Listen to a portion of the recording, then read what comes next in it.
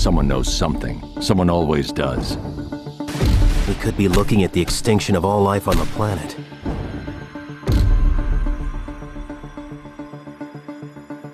Gotta be her. Humans simply will not give a crap unless we force them to. We need Harley Quinn. Nuh-uh. I'm done with capes and tights and masks. Just trying like hell to lead a normal life.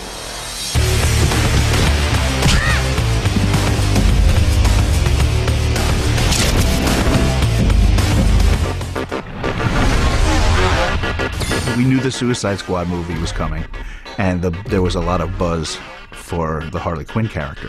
And we're always looking for something that is going to catch the public's attention. We don't actually break the fourth wall, but we come really close to it. You know, there's just certain things that happen in the movie where you just kind of go, oh, okay, I can't believe they went there. Don't be getting any funny ideas. Too late. And I think they've grabbed these characters that are so established from Batman the Animated Series and found a way to spin them in this 80s like roadshow that's full of action but yet has all the right comedic notes to it as they try to still save the day. Oh my god, stop the car! No. But it's him! Who? That guy! I ran into Alan Burnett and he just briefly just said, oh yeah, we were talking about possibly doing a Harley movie. And I went, great, I'll do it. You know, oh, okay, great.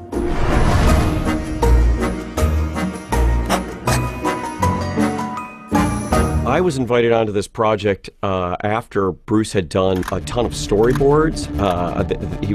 They're all on paper. They're all just kind of brought into my office, and I flipped through them and I'm like, this is almost done, frankly, you know. And it's brilliant. It all kind of fell into place, at least in my head, pretty easily. Bruce is the one person who has the closeness to it and the emotional distance that it's totally legitimate. I had a really good working relationship with Jim Krieg, and he was available and was eager to do it, so we brought him on to turn my outline into a script, and it turned out to be a really good collaboration between the two of us, I thought. I think you can just assume that if you liked the joke, it was Bruce, and if you didn't, it was probably me. You know what I am? My punishment for dropping out of med school.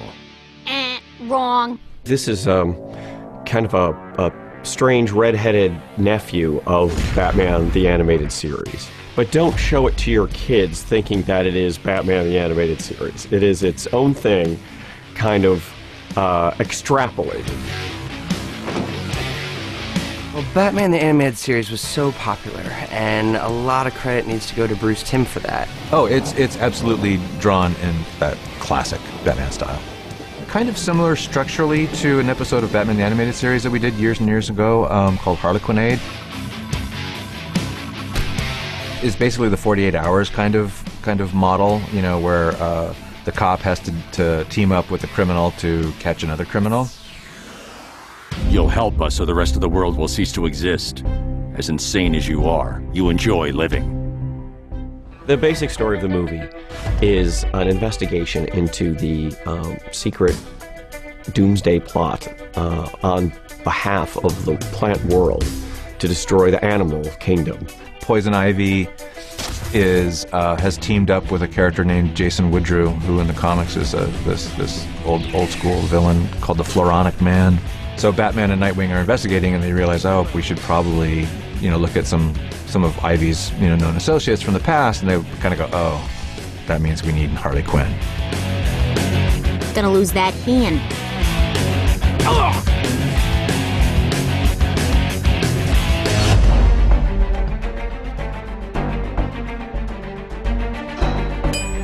You know, going back, whatever it is now, 25 years or whatever, when we first had the idea for Harley, Paul Dini had basically the idea that, you know, we'd had a bunch of different Joker episodes so far, and he always had to have henchmen to help him out, and he thought it would be interesting to mess around with the formula a little bit, and instead of just having a henchman, give the Joker a henchwoman.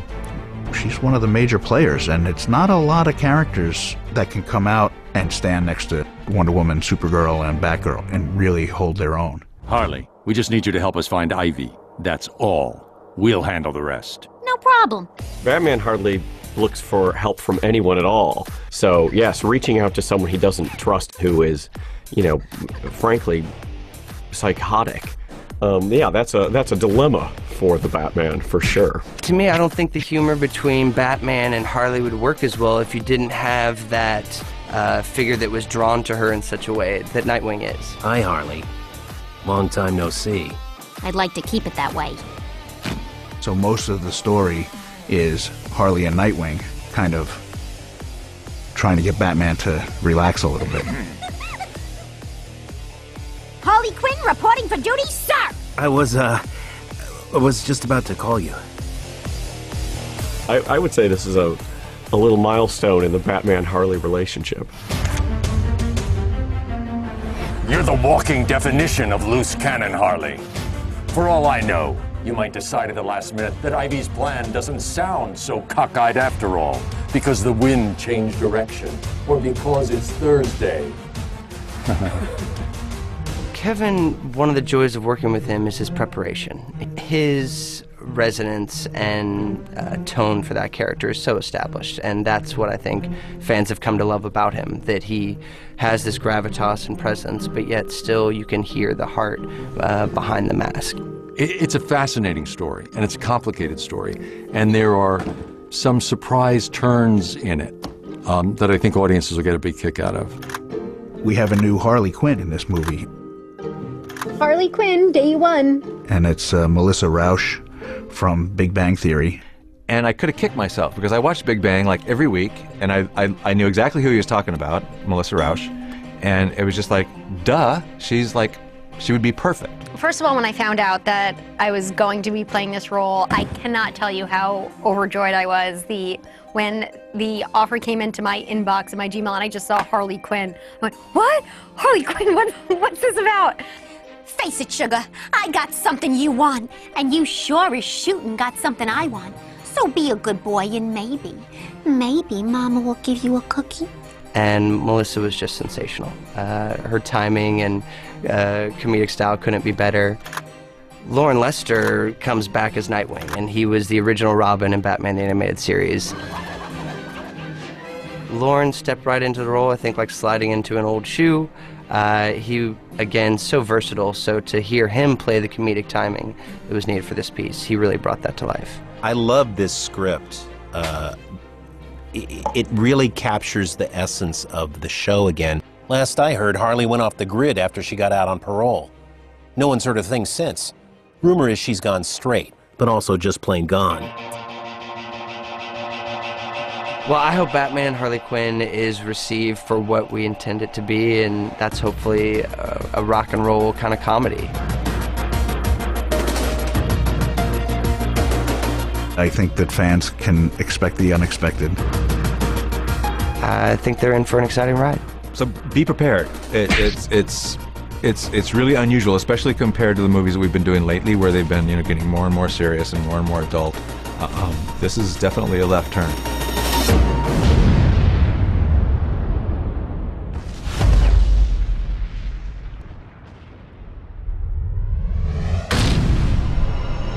Hey Bats, it's Brewster. Got your emergency alert. I only got a handful of guys here on standby. I could send Black Condor, Elongated Man, Triumph, Bloodwind, or I could just come down myself, give you guys a hand. Not much going on up here. Foosball table's still busted.